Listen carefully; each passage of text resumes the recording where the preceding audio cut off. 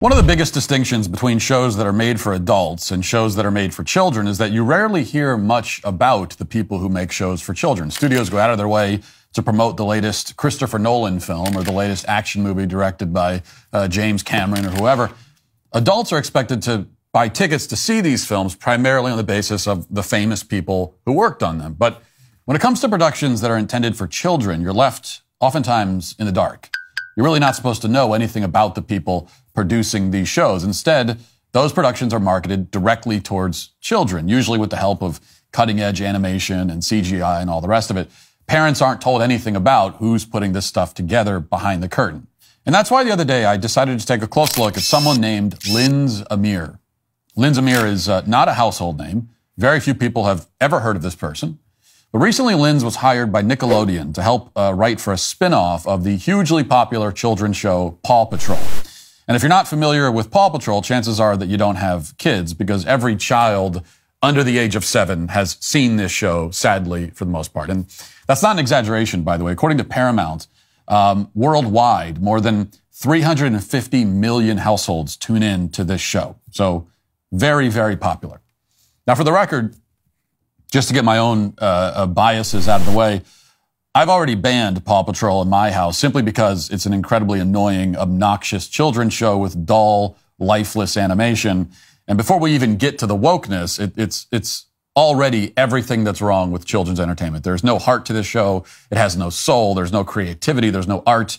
There's just nothing. It is, at best, mindless amusement for preschoolers, just lights and sounds and stimulation. Not the kind of thing that I want to hear in the background at my house, and not the kind of content that any child benefits from consuming. But most families do allow Paw Patrol into their homes, along with its spin-off, which is called Rubble and Crew. And as a result, with every episode, tens of millions of children are being exposed to content written and produced, not just by soulless automatons, but also by hyper left-wing ideologues, like this person, Linz Amir. So it's important to ask a basic question, which Nickelodeon and Paramount desperately don't want you to ask. And that simple question is, who are these people? Who is this person in particular? Now, before I get into what I learned by reading Linz Amir's book, here's a video that Amir uploaded recently to the internet for everyone to see. This is footage from a key writer in one of the most popular children's television shows on the planet. And to be clear, this is totally unedited. Here it is. Hi friends, welcome to Queer Kid Stuff. I'm Linz and I'm Teddy. And this is my best stuffed friend Teddy. And this is Teddy's Book Club, where we're reading LGBTQ+ picture books with you all every Saturday morning. This week, we are reading a book called What's an Abortion Anyway? Linz, what is an abortion anyway? Well, we're just gonna have to find out in the book, Teddy. This is What's an Abortion Anyway by Carly Maines and Emulsify. And I'm really excited to read this book because I don't think there are any other picture books that talk about what an abortion is. And it's really important idea to understand right now. Isn't it, Teddy? Yeah, that's right. My God, this is just a horror film. And the reading level for this book, which is called What's an Abortion Anyway, is for children ages 7 and up. So the point, of course, is to indoctrinate children who can't possibly understand the ramifications of abortion as early as possible before they know what they're talking about. And if you read this book, of course, it's the most overt pro-abortion propaganda you can possibly imagine. It includes lines like this, for example, quote, "Some people have abortions because their doctors say pregnancy could make them sick." Another page contains this line, quote, "Some people have abortions because they can't take care of a new baby right now." Imagine actually saying this to a 7-year-old. Like, imagine saying, "Mommy loves you, but sometimes mommies don't love their children, so they kill them. Isn't that wonderful?" I mean, this is depraved on the deepest possible level. This is serial killer level crazy. As for the arguments presented for abortion in the book, if you're 7 years old, they might seem compelling, if not also extremely disconcerting. After all, you're not told anything about what abortion actually is. You're not informed that abortion means dismembering a child. Instead, you're told that abortion makes life easier for the cartoon women in the pages you're reading. And this is the kind of book that Linz Amir, the new Nickelodeon writer, is pushing. And that made me wonder, what does Linz Amir write about in her own book? That book is called Rainbow Parenting, Your Guide to Raising Queer Kids and Their Allies. So here's a paragraph from the first chapter of that book. Quote, "We'll start at the very beginning, infancy. I know it might seem silly to start so early. Babies can barely say baba, let alone tell you their pronouns. But I encourage you to think of infancy as a practice round. You can create a queer and gender-affirming environment in their nursery, babble to them about consent while you're changing their diaper, and start up your well-rounded book collection." A practice round. It's great parenting advice. Leaving the LGBT stuff aside for a second, already, even if you leave that aside, that's the worst parenting advice I've ever heard in my life. Infancy, it's a practice round. It's just, this is the rough draft. Don't worry about it. You can try out different things. It doesn't make a difference. They're only infants. But of course, this person wants you to babble about sex and transgenderism with children who are in a nursery. This is not some fleeting thought that Lynn Zamir had. She wrote it in her book, and it was published.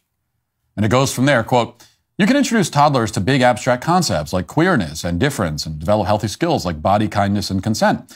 Maybe infancy and toddlerhood seem a little early to introduce ideas about consent and body kindness, but it will help you build a strong and confident foundation." So let's pause here for a second to make one thing absolutely clear. If you're talking about topics like queerness with a toddler, you belong in a straitjacket or in a prison or both. There's no way to spin that to be healthy or remotely appropriate. But that's what this Nickelodeon writer is doing. She's talking about the idea that toddlers who don't know anything about the world can benefit from a conversation about queerness. It's incredible that this was edited and published, but it was. And this author was not banished from civilization. She got a promotion, writing for one of the top kids' cartoon franchises in the country. Lynn Zamir will deny that there's anything radical about what she's doing, of course, but if you look at her YouTube channel, which is called Queer Kids Stuff, you'll quickly notice a pattern, which is that Lynn Zamir is bent on sexualizing kids. She even sings a whole song about kids being drag queens. Watch. Okay, sing along with me at home, all right? If you're a drag queen and you know it, blow a kiss. If you're a drag queen and you know it, blow a kiss. If you're a drag queen and you know it, and you really want to show, if you're a drag queen and you know it, blow a kiss. All right, the next one is strike a pose, okay? If you're a drag queen and you know it, strike a pose. If you're a drag queen and you know it, strike a pose. If you're a drag queen and you know it, and you really want to show, if you're a drag queen and you know it, strike a pose. Nice poses, everyone. All right, the next one is say ta-da. If you're a drag queen and you know it, say ta-da, ta-da. Okay, so Lynn Zamir has a bunch of videos like this, and to be clear, again, this is not just her normalizing the concept of drag queens, which is bad enough, exposing kids to drag queens. This is encouraging kids to be drag queens. And instead of being denounced and condemned for this, now she's writing for the Paw Patrol spinoff. In that capacity, Amir has created the first non-binary character in Paw Patrol history. This character is called River, and he, him, they, them, whatever, quote, rides a skateboard in the episode and wears socks and shoes that are the colors of the transgender flag. Now, on Twitter, Robbie Starbuck has spotted this, and here's what he noticed about the character. Watch. Having been a director for some of the biggest stars in Hollywood, I feel like I have a duty to warn parents about something. They're coming for your children. They want your kids to be indoctrinated into far-left voters who believe anything the media feeds them. And a lot of parents don't even realize it's happening. Here's the most recent example. This is the Paw Patrol spinoff called Rubble and Crew. Sounds like no big deal, right? So in this new Paw Patrol spinoff, they've got a new non-binary character. Look at the socks and shoes. This was intentional, and the writer admitted it. Yeah, those were shoes and socks in the trans pride colors. Now you might be asking, who was the writer? The writer's somebody named Lynn Zamir, who runs a YouTube channel called Queer Kid Stuff.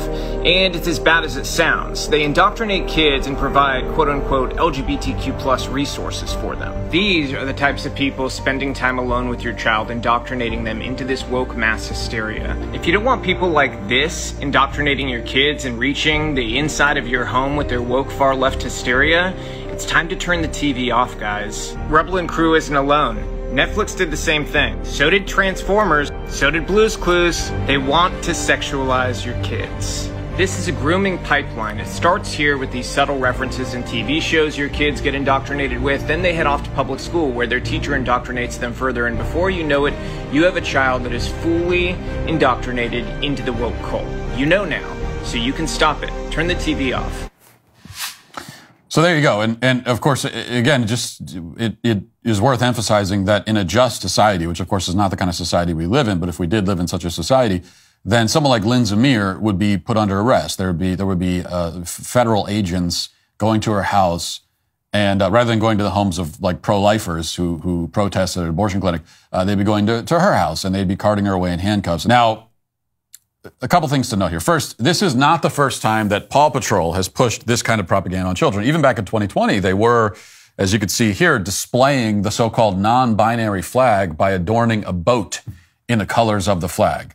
And this is not subtle at all, unless you're in preschool. And for that audience, the idea is to get them used to seeing these colors and associating them with something good and fun and welcoming so that when they encounter the non-binary flag in real life, they will draw that association.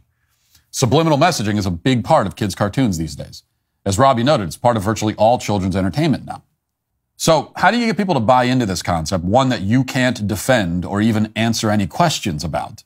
The only way to do it is to indoctrinate them at a young age before they can think for themselves or ask these kinds of questions. And that's exactly what's happening. It's why Nickelodeon and Paramount have enlisted Lynn's to write for them. Now, they think they can get away with all of this because many people on social media, some of them conservatives, still like to claim that it's somehow frivolous or silly to complain about something like an LGBT character in a children's show. This very segment that I'm doing right now is sure to be mocked later today on social media by leftists scoffing that I opened my show by complaining about Paw Patrol. But the truth that the people scoffing know very well is that this is far more important than most of the topics that will make the top of a Fox News or CNN broadcast. Because this is an explicit campaign to brainwash children when they are the most susceptible to it. Under the guise of harmless entertainment, using shows with innocuous names like Paw Patrol, adults are trying to brainwash children into a radical and sexualized ideology that those children cannot possibly understand or question. Now, there's a reason why the left, following their usual paradoxical routine, will mock conservatives who object to including a non-binary character in a show for preschoolers, but then also, in the very next breath, tearfully celebrates the inclusion of that character. This is what they always do. They insist that we should care about something, and then they mock us for caring about it. I'm pointing this out all the time. This is the playbook. They say, look at this non-binary character in Paw Patrol. Isn't this amazing? It's a historic moment. Everyone look at this. You should celebrate this. And then when we object, they respond by saying, well, why do you care anyway? It's just a kid's show, you weirdo. Well, you just told us to care. You said it's a big deal. And we believe you. It is a big deal. It's just that we don't think it's a big deal in the same way. This is the game they constantly play, and they expect us not to notice. What they expect most of all, what they demand, is that we take our children and put them in front of the television and then get out of the way. Once your kid is sitting there, the entertainment industry says, okay, we'll take it from here. Go sit in the other room and stare at your phone or something. We got it. Don't worry. We'll take care of it. They want us to pay no attention to the man behind the curtain or even what's happening in front of the curtain. Just let them decide what our kids are exposed to, what ideas are presented to them, what values are inculcated. That's what they demand. And if you step in as a parent and say, no, I'm not going to let you expose my kids to this. I'm not going to give you unfettered access to my child's brain and soul, then they'll kick and scream and mock and belittle you. And so be it. They can kick and scream away. They aren't getting anywhere near my kids, I can tell you that. I will protect them from this madness at all costs. And that's the attitude that all parents need to have.